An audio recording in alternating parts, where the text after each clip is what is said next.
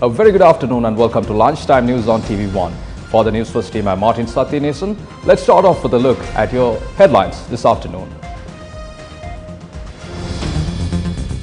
President Gotabaya Rajapaksa meets Indian Minister of External Affairs and Indian National Security Advisor. A meeting between the National Elections Commission and party leaders on the 4th. Railway operations along the Northern Line restored. Now those stories in detail.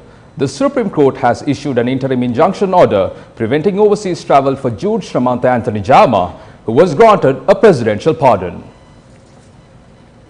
The order was issued when the petition filed against the presidential pardon was taken up today. The order was issued by judges Vijit Malalgoda, Bhuvanakalu Vihare and Gamini Amarasekara. The petition was filed by the Media and Women's Collective. In other local news, President Gotabaya Rajapaksa, who is currently in his official visit to India, met with India's Foreign Minister Dr. S. Jaishankar today. President Gotabaya Rajapaksa's first official overseas visit to India as head of state follows an invitation by Indian Premier Narendra Modi. Media Director General Mohan Samranayaka said President Gotabaya Rajapaksa met India's Foreign Minister in New Delhi.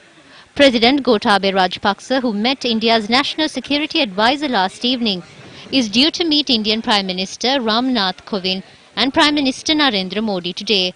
The welcome ceremony for President Rajapaksa will be held at the Indian President's house today. Bilateral talks will be held with the Indian Premier focusing on areas of mutual importance such as security, politics and economics. President Rajapaksa will also pay his respects at the Mahatma Gandhi Memorial today. Chairman of the National Elections Commission, Mahinda Deshapriya, has submitted a request to the President on stepping down from his post. Issuing a release, the Speaker's office said, as per Chairman of the Constitutional Council, the Speaker has suggested the Election Commission Chairman to remain in the position and serve. The Speaker has commended the service rendered by Mahinda Deshapriya during the previous presidential election. The train service on the Northern Railway line, which was disrupted due to a derailment of the Yaldevi, has been restored. The Railway Control Room said the railway operations to Anuradhapura, Jaffna and Kankasanture resumed according to schedule this morning. The railway tracks were severely damaged in the Galgamoor area following a derailment of 5 compartments of the Yaldevi on Wednesday. The Department of Railways further noted a 3-member committee has been appointed to investigate the incident. Meanwhile, measures have been taken to assess the losses to the Department of Railways as well. A meeting between the representatives of the United Nations Office on Drugs and Crime and Minister of the Justice, Human Rights and Legal Reforms Nimal Siripala de Silva held yesterday. The meeting between the Director of United Nations Office on Drugs and Crime and Minister Nimal Siripala de Silva was held at the ministry premises. During the meeting, discussions were held on the usage of narcotics in the prison system of Sri Lanka and engaging in racketeering while being in prison.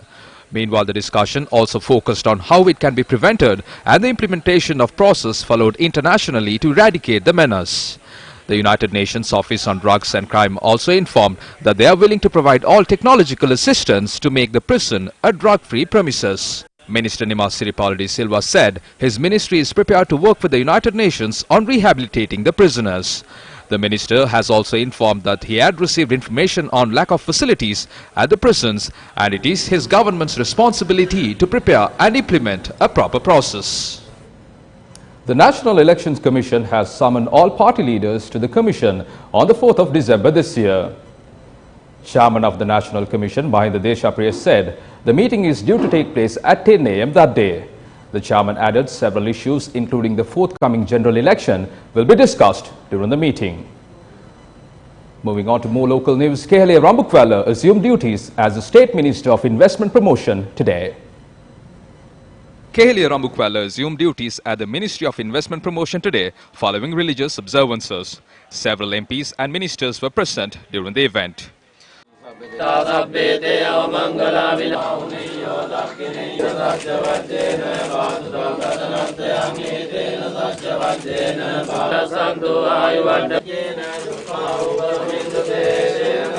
ජයග්‍රහණයෙන් පසුව තාමත්ම සාධනීය කරුණු ගණනාවක්. Following a victory, many positive measures were taken during these 10 days. Two matters that were constantly discussed on the political platform in the run-up to the elections was national security and foreign direct investment to uplift the economy.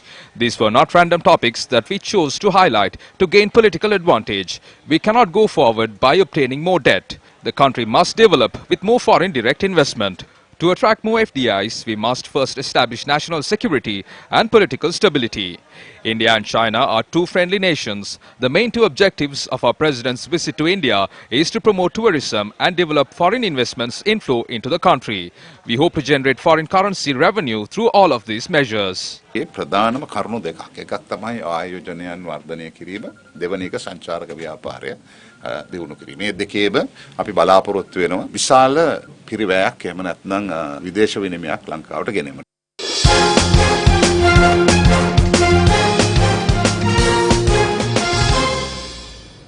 The football leg of the 13th Asian Championship begins in Nepal today. This is a revelation on the team that is due to participate in the championship.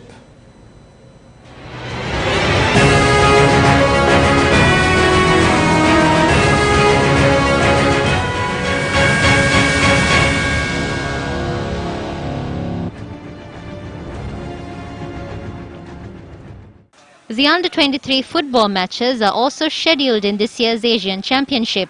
Sri Lanka was knocked out of the tournament during the preliminary stages of 2016 SAARC Championship in India after Sri Lanka was defeated in all the 4 matches played.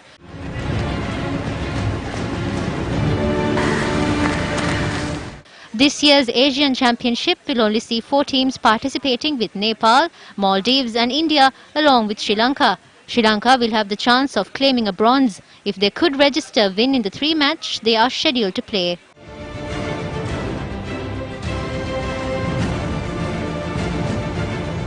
From that, we conclude Lunchtime News on TV1. For the Newsfirst team, I'm Martin Satyanesan. Have yourself a wonderful Friday afternoon.